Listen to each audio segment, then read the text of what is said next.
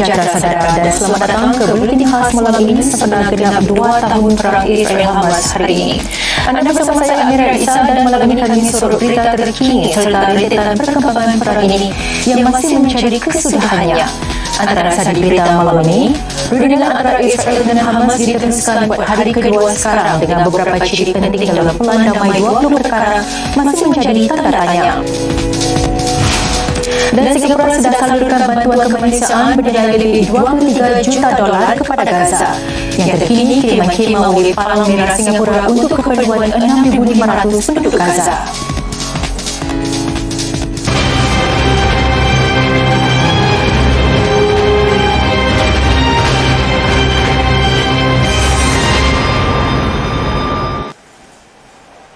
Hari ini 7 Oktober genap 2 tahun perang Israel-Hamas berlaku dan masih berlarutan dengan kereta kebal, jet pejuang dan bot tentera Israel terus mengebom cadangan Gaza. Semua ini berlaku sedang rundingan antara Israel dan kumpulan Hamas bersambung pada hari kedua sekarang ini di Mesir. Dan bukan sahaja penduduk Gaza dan Israel, maka dunia sedang menantikan hasilnya. Qatar yang menjadi salah satu perantara rundingan tidak langsung Israel-Hamas itu dalam kemas kini terkini menyatakan masih ada banyak perincian yang perlu diuraikan Israel dan Hamas bagi pelan damai 20 perkara yang dibentangkan Presiden Donald Trump. Kemajuan yang dicapai setakat ini ialah kedua-dua pihak semalam dilaporkan bersetuju dengan kebanyakan syarat-syarat bagi fasa pertama yang termasuk pembebasan tebusan dan mengadakan gencatan senjata. Namun masih banyak perkara yang masih tidak diketahui, terutama berhubung pelucutan senjata Hamas dan pengunduran tentera Israel.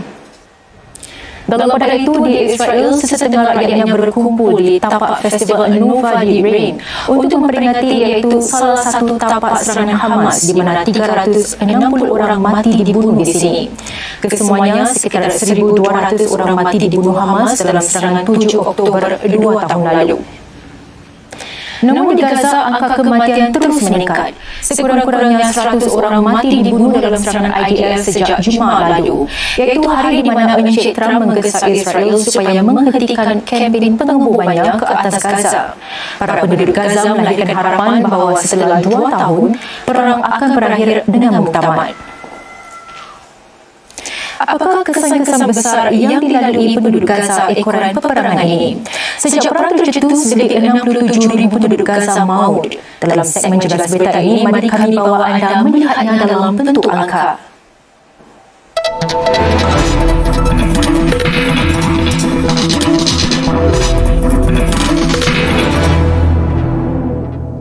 Penderitaan yang dialami penduduk Gaza cukup mendalam. Banyak kawasan kejejanan berubah menjadi umpama padang jarak padang terkukur. Tiada lagi rumah, masjid, sekolah ataupun kedai yang pernah berdiri di sini. Sebelum perang tercetus, sekitar 2,4 juta penduduk Gaza hidup dalam keadaan sukar dan kini apalagi dalam perang. Menurut Bank Dunia, konflik yang berlarutan menyebabkan ekonomi Gaza diambang kelumpuhan dengan GDP-nya merosot 83% tahun lalu. Tahun ini ia semestinya lebih teruk lagi. Tahap pengangguran di Gaza antara yang tertinggi di dunia sebelum perang tercetus, iaitu pada 46,6%. Tahun lalu ia melonjak kepada 80%. Bank Sedunia menyatakan hampir setiap isi rumah di Gaza mengalami kemiskinan dan bergantung kepada bantuan makanan, bekalan asas dan bahan api. Menurut UNRWA, lebih 81% penduduk Gaza hidup dalam kemiskinan pada tahun 2022 sebelum perang berlaku. Selepas 2 tahun berperang, penduduk Gaza kini menderita kelaparan dan kebuluran. Sektor pendidikannya juga lumpuh sama sekali. Menurut UNRWA, kira-kira 660,000 kanak-kanak tidak dapat bersekolah buat 3 tahun berturut-turut. Malah, pejabat PBB bagi penyelaras hal ehwal kemanusiaan OCHA menyatakan 97% kemudahan pendidikan Gaza musnah akibat serangan Israel. Oleh itu, masa depan bagi kanak-kanak di Gaza suram, lebih lagi ditambah dengan krisis kecederaan. Menurut Pertubuhan Kesihatan Sedunia WHO, hampir 42,000 orang di Gaza mengalami kecederaan kekal akibat konflik, yang termasuk amputasi serta kecederaan pada bahagian kepala dan saraf tunjang. 1/4 daripada mereka adalah kanak-kanak. WHO memberi amaran sistem kesihatan kini diambang keruntuhan setelah 22 hospital musnah. Hanya 14 hospital di Gaza berfungsi, itu pun bukan sepenuhnya. Sementara itu, kiriman bantuan kemanusiaan terbaru dari Persatuan Palang Merah Singapura SRC sudah pun tiba di Gaza. Ia merangkumi kemah-kemah perlindungan untuk kira-kira 6,500 penduduk dan dihantar melalui lintasan Karem Abu Salim. Setakat ini, SRC sudah pun menyumbangkan bekalan bantuan bernilai hampir $2 juta buat penduduk Gaza. Ini termasuk bekalan ubat-ubatan, kit kebersihan diri dan juga makanan. Saudara, bantuan kemanusiaan berjumlah lebih $23 juta yang dihulurkan Singapura kepada penduduk Gaza sejauh ini merupakan yang terbesar pernah dikumpulkan dalam masa 2 tahun sejak tercetusnya perang Israel-Hamas pada 7 Oktober 2023. Malah jumlah tersebut lebih tinggi jika dikira usaha individu warga Singapura dalam pelbagai bentuk.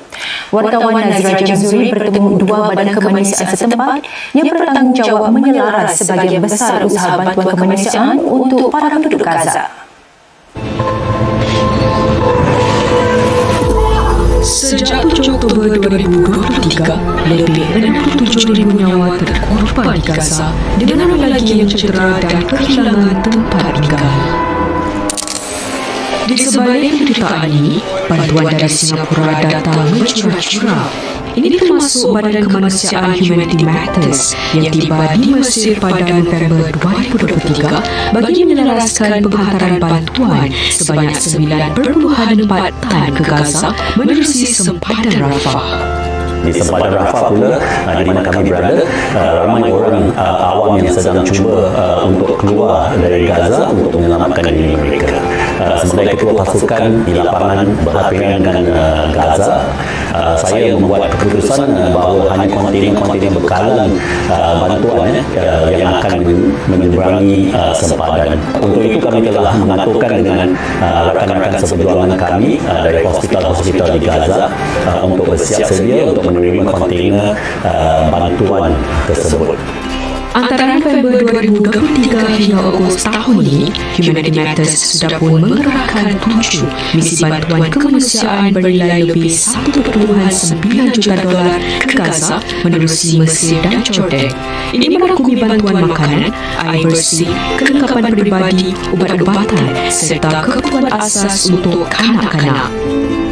Di Singapura, ribuan sukarelawan berbilang kaum dan agama tampil untuk menunjukkan sokongan dan menyumbang tenaga kepada usaha Humanity Matters. Lebih dari 1,000 para sukarelawan yang telah tampil ke hadapan. Ini sangat-sangat menyentuh hati kerana rakyat Singapura yang berbilang latar belakang ini kami dapat disatukan oleh elemen kemanusiaan. Sejak perang Israel-Hamas, Singapura sudah menyumbang lebih $23 juta menerusi 10 pusingan penghantaran bekalan bantuan kemanusiaan kepada Gaza, termasuk operasi yang menggugurkan paket bantuan dari udara. Angkatan Bersenjata Singapura SAF sudah berjaya melaksanakan 2 operasi menggugurkan bantuan dari udara ke Gaza menggunakan pesawat pengangkut C-130 Angkatan Udara Republik Singapura RSAF. Operasi pertama pada Mac tahun lalu menggugurkan lebih 20 tan bekalan makanan dan perubatan, manakala operasi kedua pula dijalankan pada Ogos tahun ini dengan RSAF menggugurkan hampir 15 tan bekalan makanan dan perubatan. Sebahagian bekalan yang digugurkan itu adalah sumbangan hasil kerjasama Humanity Matters dengan Yayasan Rahmatan Lil Alamin atau RLF. Sepanjang 2 tahun, RLF sudah pun melancarkan 4 kempen mengumpul dana untuk Gaza dan bekerjasama dengan beberapa pertubuhan di pelbagai negara Timur Tengah serta antarabangsa. Teknologi itu dikumpulkan melalui RLF. Dan kami amat terharu dengan bantuan ataupun sumbangan yang diberikan tanpa mengira bangsa, tanpa mengira agama. Bagi memastikan setiap sumbangan benar-benar sampai kepada penduduk Gaza, RLF memastikan ia melaksanakan beberapa langkah pemantauan. Di Di mana perlu, RAF juga memastikan bantuan yang digunakan menepati keperluan penduduk Gaza yang dibantu. Penduduk Gaza yang dijejas yang terpaksa berpindah ke selatan Rafah di Egypt, di mana mereka kami dapati mereka membutuhkan bantuan untuk kesihatan. Ramai yang terjejas ialah kanak-kanak dan keluarga, lelaki wanita. Kita bekerjasama dengan Beras Sabit Merah Mesir dan juga UNICEF, dan mereka juga bekerjasama dengan beberapa hospital.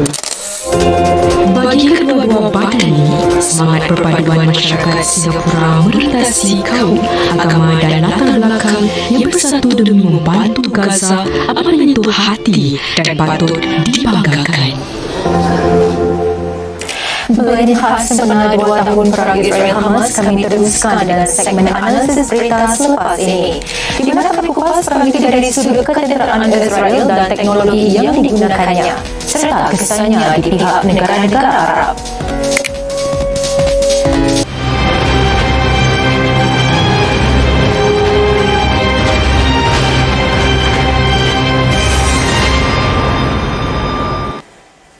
Terima kasih kerana masih bersama kami dalam buletin khas sempena 2 tahun perang Israel-Hamas. Saudara, tahukah anda lebih 190 tan bom digugurkan ke atas syarikat Gaza bagi setiap kilometer persegi sejak perang bermula 2 tahun lalu. Apabila penemuan-penemuan baharu yang muncul daripada perang ini dari segi ketenteraan dan teknologi dari pihak Israel dan juga negara-negara Arab. Dan apabila gambaran lebih besar yang muncul ekonomi perang Israel-Hamas sejak 7 Oktober 2023 ini. Dalam segmen analisis berita malam ini, pakar dan Ketua Penyelidik Pertahanan James Rizwan Rahmat mengupas persoalan-persoalan itu.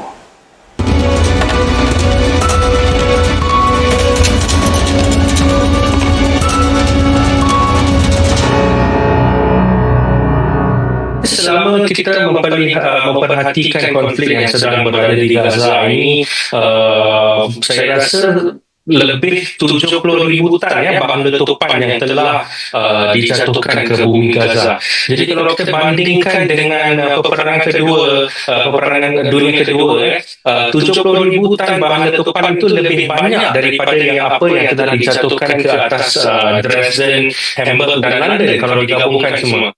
Bermakna disebabkan saiz syarikat Gaza yang kecil dan penduduknya yang padat, kemusnahan jiwa dan harta benda daripada bom-bom yang digugurkan Israel sejak 2 tahun lalu adalah jauh lebih parah berbanding beberapa perang besar masa lalu.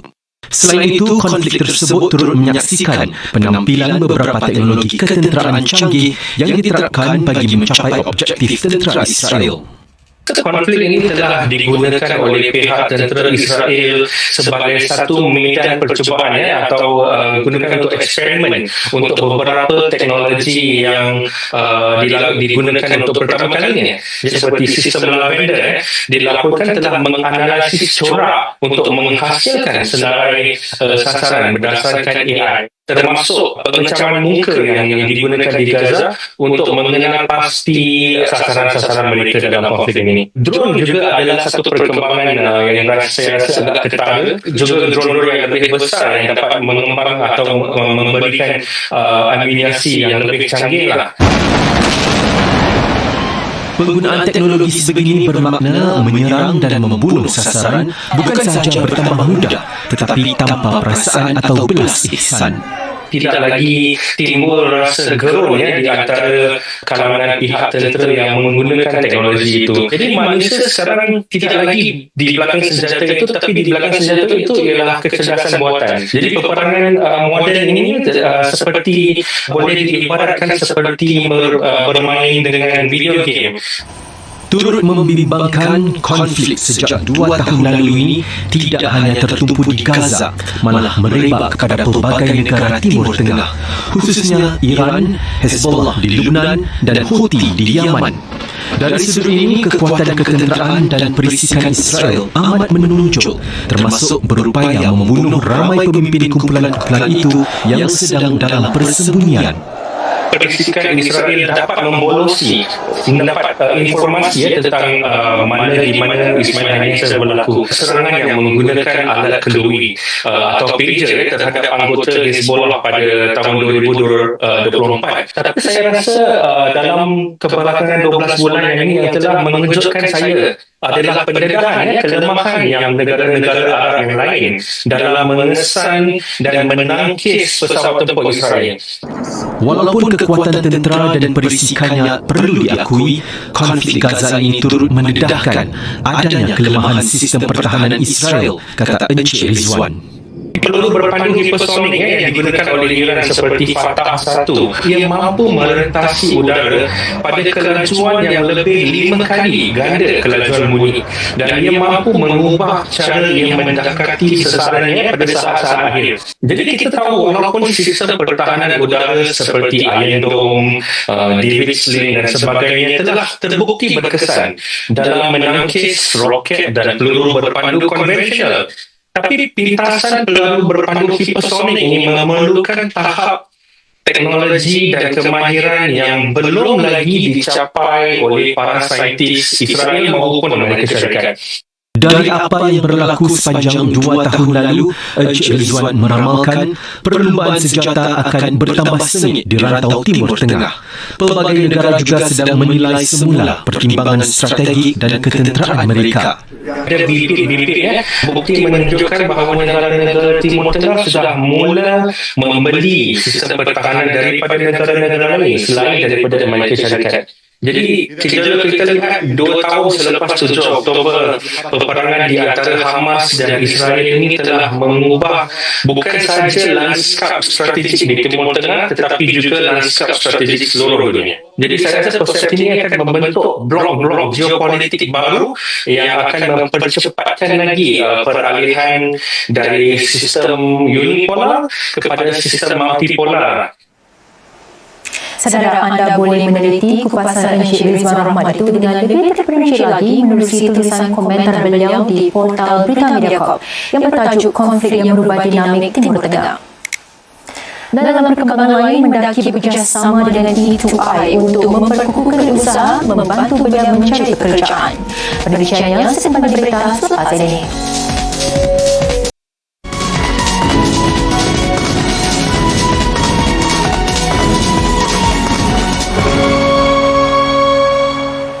Terima kasih kerana masih bersama berita. Dalam menghadapi perubahan pesat pasaran kerja, usaha membantu golongan belia agar lebih bersedia dalam merebut peluang pekerjaan terus diperkukuh.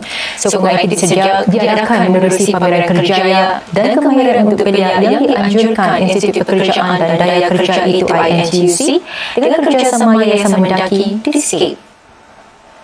Pameran ini juga menekankan pentingnya golongan muda mendakap teknologi dan AI sejajar dengan perkembangan dunia kerja masa kini. Ia diadakan sedang kadar pengangguran belia meningkat kepada 5.7% pada Jun tahun ini berbanding 5.4% pada Mac. Menteri Negara Kanan Pertahanan merangkap kemampanan dan sekitaran yang juga pengerusi Yayasan Mendaki, Encik Zaki Muhammad, memberi jaminan bahawa usaha ini akan terus dipertingkat dengan pendekatan menyeluruh bagi menangani cabaran pengangguran di kalangan belia. Hal ini kita telah melihat kekhawatiran belia kita mempunyai cabaran mencari pekerjaan, terutama bagi mereka yang baru graduate daripada sekolah-sekolah seperti universiti, politeknik dan IT. Bagi kami ini amat penting bagaimana kita mampu membantu belia kita supaya mereka lebih confident, mereka dapat mencari kerja yang baik, melihat peluang-peluang yang ada dan bagaimana mereka dapat memperhatikan peluang daripada sektor-sektor berkembang. Be prepared, be job ready as well as employable through various workshops, courses, interactions with employers. So these provide opportunities for youth to explore various industries as well as to understand more about themselves in terms of their skills and where their skills are most applicable in terms of their job search. Saudara, guru-guru di Singapura adalah antara pengguna paling aktif di dunia bagi kecerdasan buatan atau AI dalam bidang pendidikan. Sekitar 75% daripada mereka menggunakan AI untuk mengajar atau menyokong pembelajaran pelajar. Singapura juga mencatatkan antara kadar penggunaan AI yang tertinggi di dunia bagi pengajaran online dan secara hibrid. Demikian menurut tinjauan antarabangsa bagi pengajaran dan pembelajaran ke atas 55 sistem pendidikan di seluruh dunia. Guru setempat menggunakan alat-alat AI termasuk yang diedarkan oleh Kementerian Pendidikan MOE hinggalah kepada yang dibangunkan secara komersial seperti ChatGPT yang digunakan khususnya untuk tujuan pembelajaran umpamanya bagi melakarkan pelajaran atau mendapatkan maklum balas.